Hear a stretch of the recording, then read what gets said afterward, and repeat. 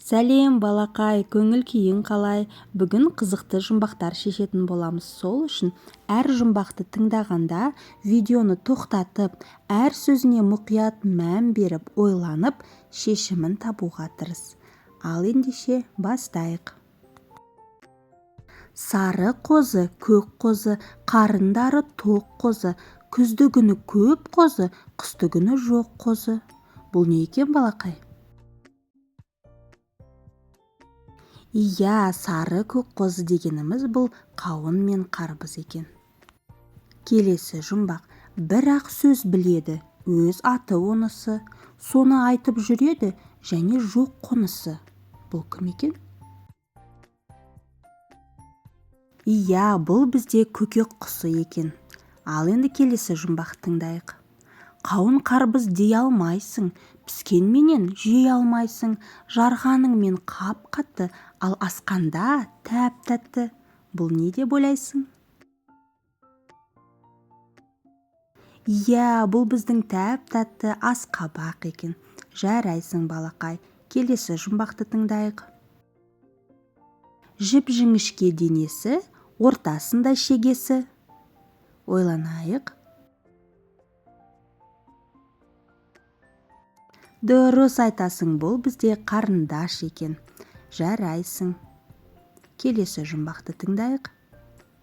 Бірі үй күзетіп қалса да, бірі жүрер қалтада. Бұл не екен?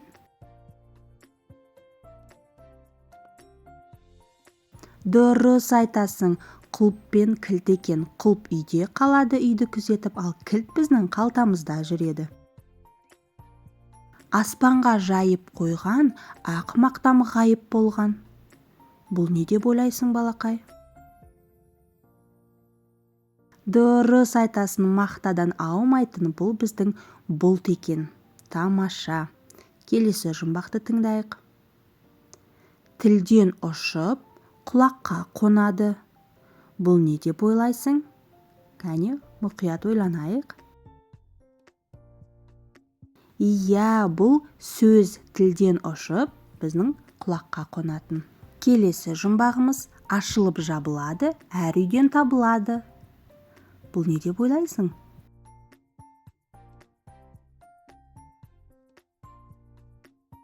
Әрине, күнде ашылып жабылатын, бұл біздің есік екен. Бәрекелді. Келесі. Егіз қайың, бой бастары тең өскен, іске дайын, бұтақтары бес-бестен. Бұл не деп ойлайсың? Иә, дұрыс айтасың, бұл 5 саусақтары бар біздің қол екен. Бәрекелді. Келесі жұмбағымыз мұздай мөлдір жұмыртқа, жарық берер ымыртта. Бұл не деп ойлайсың? Дұрыс айтасың, бұл бізде электр шамы екен. Ымыртта деген ол кеш батқанда, қараңғыда деген сөз. Ал шам бізге қараңғыда жарық береді.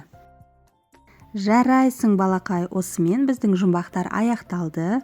Осы берілген 10 жұмбақтың ішінде сен нешеуіне жауап бердің? Маған жазып жібер. Келесі кездескенше сау бол.